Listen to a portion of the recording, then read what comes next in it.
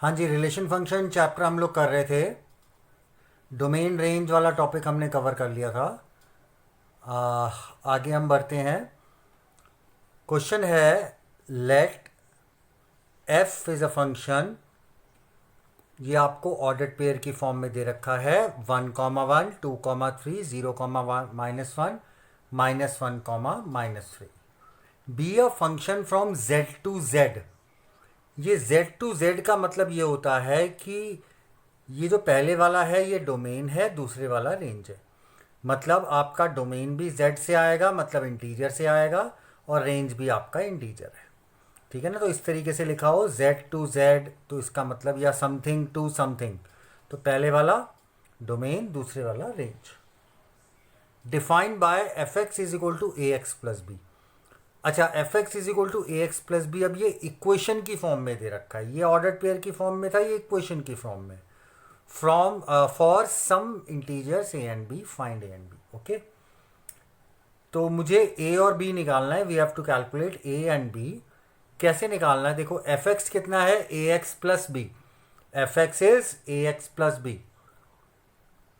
अच्छा, और y is equal to A x plus B. मैंने आपको बताया था एफ एक्स को मैं y भी मान सकता हूँ। एफ एक्स आपका y भी होता है।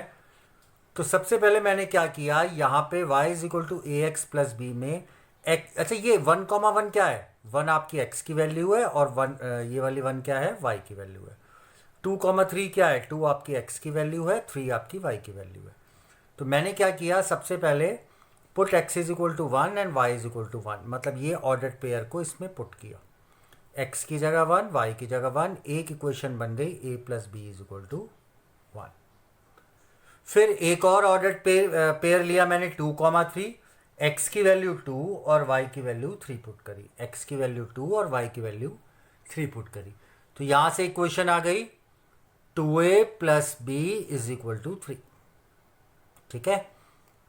फिर से देखो, F X is equal to A x plus B, ये आपको इक्वेशन की फॉर्म में दे रखा था। एफ एक्स मतलब Y, Y is equal to A x plus B दे रखा था, और डिफरेंट डिफरेंट एक्स और वाई की वैल्यूज आपको इस ऑर्डर पेयर की फॉर्म में दे रखी थी, जो इस इक्वेशन को सेटिस्फाई करेगी।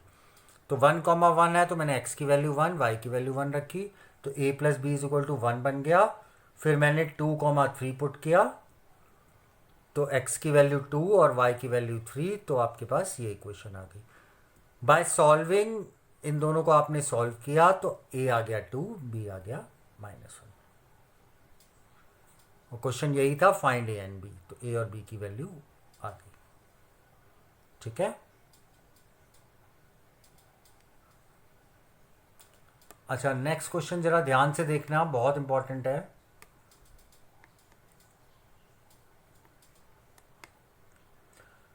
क्वेश्चन कह रहा है, let f be the subset of this. Let f be the subset of z cross z. ये जेड क्रॉस जेड है। Defined by f is equal to, मतलब फंक्शन है a b comma a plus B.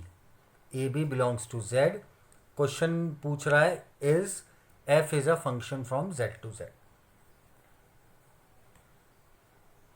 मतलब मुझे ये बताना है, क्या एफ एक फंक्शन है कि नहीं।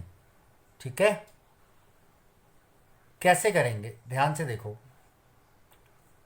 फंक्शन इस फॉर्म में गिवन है, ये ऑर्डर्ड पेयर है। ध्यान से सुनना, ये ऑर्डर्ड पेयर है। मतलब वो कहना चाह रहा है कि पहले आप जो x की वैल्यू निकालते हो, मतलब जो डोमेन होगा वो होगा a into b, comma a plus b आपका y होगा। मतलब पहले आप a इंटू बी लिखो, कॉमा फिर a प्लस बी करके लिखो, और a और b दोनों इंटीजर होने चाहिए। समझ में आ गया? मतलब a b comma a plus b मुझे लिखना है, मतलब ए की कुछ वैल्यू लेनी है, बी की कुछ वैल्यू लेनी है, जो कि इंटीजर होनी चाहिए, और फिर ए बी दोनों को मल्टीप्लाई करो, कॉमा फिर दोनों को ऐड करो और यहाँ पे लिखो, और कुछ ऑर्डर्ड पेयर्स आप बनाओ और देखो कि क्या ये फंक्शन निकल के आता है कि नहीं। ठीक है। तो बेसिकली देखो ध्यान से, we know that relation f from a set a to b is a function if every element in set A has a unique image in B। ये आपको पता है। ठीक है ना, कि फंक्शन क्या होता है, फंक्शन क्या नहीं होता है, ये हम ऑलरेडी डिस्कस कर चुके हैं। तो यहाँ पे मैंने एक एग्जांपल लिया, let a is equal to 2 and -2, corresponding b is equal to 6 and -6। ठीक है ना, मतलब पहले मैंने a को लिया 2 और b को लिया 6 और ये ऑर्डर्ड पेयर बनाया, a को लिया 2 और b को लिया 6, a को लिया 2 b को लिया 6, तो ये हो गया 6 2 ज़ा 12 कॉमा 6 प्लस 2 मतलब 12 कॉमा 8। ठीक है, a को लिया 2 और b को लिया मैंने 6, तो a को 2 लिया, b को 6 लिया, तो ये ऑर्डर्ड पेयर जो उसने कहा था उसके अकॉर्डिंग 12 कॉमा 8 बन के तैयार हो गया। फिर मैंने लिया a को -2 और b को -6।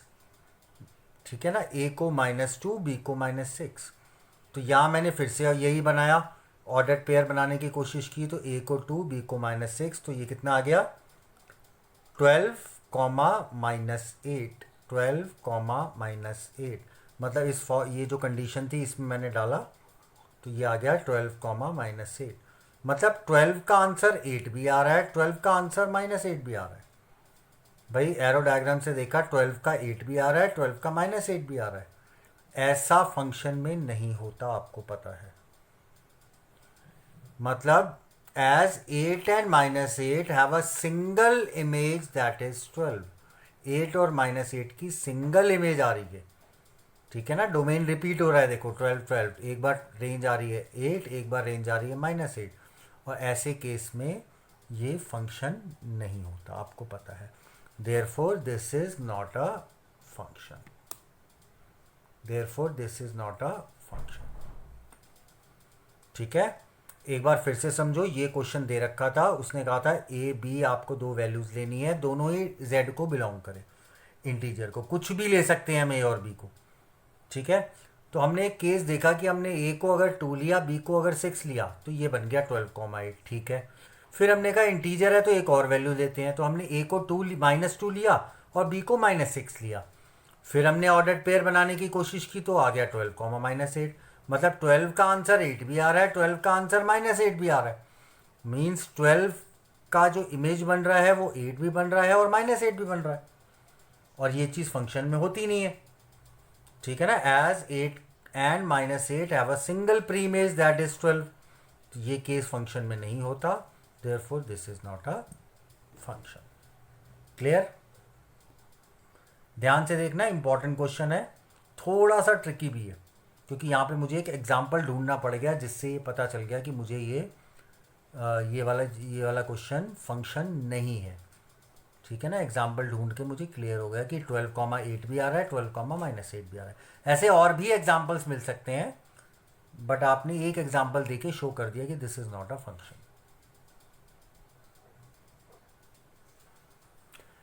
नेक्स्ट क्वेश्चन है, let a is equal to 1 2 3 4, b is equal to 4 5 9, b is equal to 1 5 9 11 15 16, 1 5 9 11 15 16, this is 1 and f is this, ये ऑर्डर्ड पेयर की फॉर्म में फंक्शन दे रखा है। क्वेश्चन है, आर द फॉलोइंग ट्रू? पहला है f is a relation from a to b, मुझे बताना है क्या f रिलेशन है a से b तक।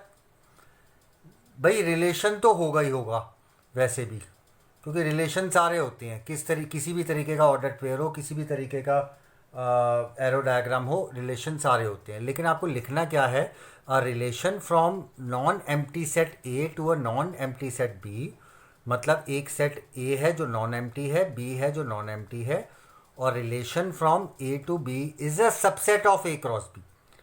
मतलब ये जो भी दे रखा है ये वाला ऑर्डर्ड पेयर, ये ए क्रॉस बी का सबसेट होना चाहिए। मतलब जब भी हम ए क्रॉस बी निकालेंगे, ए क्रॉस बी क्या निकल के आएगा आपको पता ही है, 1,1 1,5 1,9 1,11 1,15 1,16।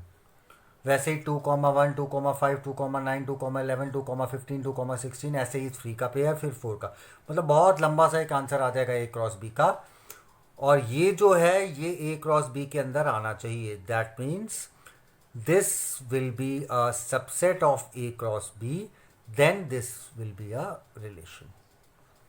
ठीक है ना। तो ये सबसेट आ ही रहा है भाई, 1,5 भी आएगा ही आएगा, कहीं 2,9 भी आएगा। तो ये सारी चीज़ें आपकी are subsets of A cross B. तो F is subset of A cross B, F मतलब ये जो भी गिवन था नाम। तो दिस इज़ अ रिलेशन। ठीक है, तो ध्यान रखना रिलेशन वैसे सारे होते ही हैं, लेकिन उसको लिखने का ढंग ये होता है कि रिलेशन जो भी आप मतलब रिलेशन को लिखने का ढंग ये है कि जो भी आप ऑर्डर्ड पेयर दे रहे हो, जिसका आपने पूछा है कि ये रिलेशन है कि नहीं, वो सारा सबसेट होना चाहिए ए क्रॉस बी का। ठीक है ना, ए मतलब पहला सेट, बी मतलब दूसरा सेट। अगर ये ए और बी गिवन है तो ए क्रॉस बी आपका जो भी निकल के आएगा ये चीज़ें उसके अंदर होनी चाहिए। क्लियर। आगे कह रहा है f is a function from a to b. अब फंक्शन के लिए तो हमें चेकिंग करनी पड़ेगी कि भैया डोमेन रिपीट तो नहीं हो रहा। तो मैंने यहाँ पे देखा 2,9 और 2,11, 2,9 और 2,11 रिपीट हो रहा है, मतलब डोमेन रिपीट हो रहा है। मतलब डोमेन रिपीट का मतलब 2 का आंसर 9 भी है, 2 का आंसर 11 भी है। और ये तो हम डिस्कस कर ही चुके हैं, as 2,9 and 2,11 have a same domain that is 2। ठीक है ना, means 9 and 11 have a single pre image 2, मतलब 9 और 11 की सिंगल प्री इमेज निकल के आ रही है 2। Therefore this is not a function. Clear हुआ।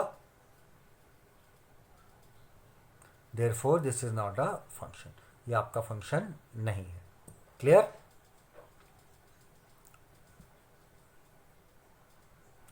अच्छा, नेक्स्ट है आपके पास let A B a set 9, 10, 11, 12, 13। A set दे रखा है 9, ये वाला 9, 10, 11, 12, 13।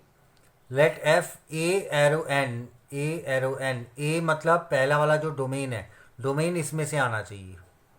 N capital n natural number, be defined as f n is equal to highest prime factor of N.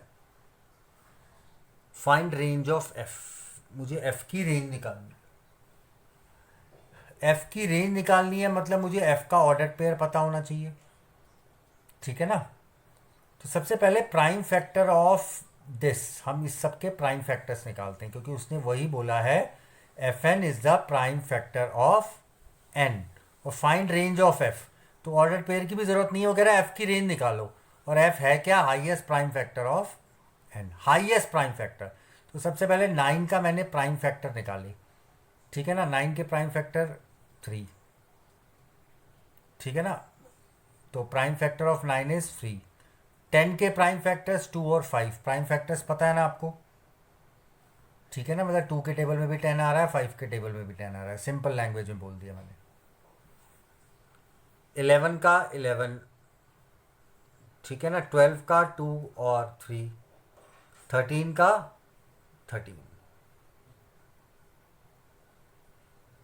ठीक है, तो F9, F9 मतलब कि 9 का प्राइम फैक्टर हाईएस्ट कौन सा है, 3। वैसे 10 का क्या है, 5। 11 का 11 ही है, 12 का 3, 12 का 3 और 13 का 13। यहाँ तक क्लियर। अगर किसी के कोई भी प्राइम फैक्टर्स जो हाईएस्ट निकल के आ रहे हैं वो लेने हैं। अच्छा, यहाँ पे कई बार बच्चे कहते हैं सर 10 का है, जैसे आपने 11 का 11 लिख दिया क्योंकि 11 किसी के टेबल में नहीं आता। वैसे 10 का 2, 5 और 10 भी होना चाहिए। ठीक है ना, 9 में आपका 3 और 9 भी होना चाहिए, बिल्कुल होना चाहिए, लेकिन उसने प्राइम फैक्टर बोला है। प्राइम फैक्टर का मतलब 3 तो ले लेंगे, फिर 9 नहीं ले सकते क्योंकि 9 is not a prime number. वैसे 2, 5, 10 नहीं ले सकते because 10 is also not a prime number.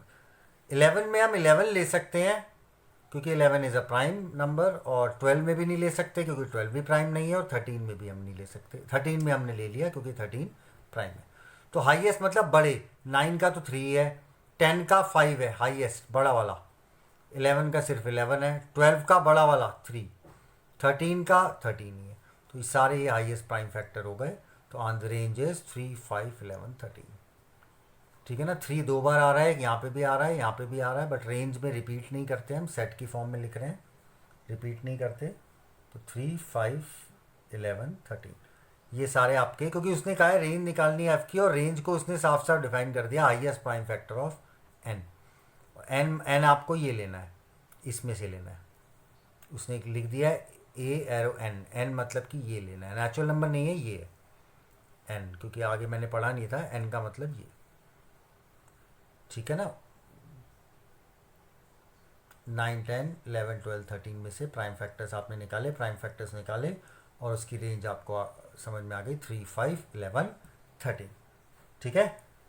अच्छा, यहाँ तक आप लोग एक बार अच्छे से रिवाइज कर लेना, पूरा चैप्टर आप कर सकते हो, फर्स्ट एक्सरसाइज से लास्ट एक्सरसाइज विद मिसलेनियस, सारे क्वेश्चन आप ट्राई करो, एक एक बार अपनी कॉपी पे सारे क्वेश्चन कर लो, ठीक है।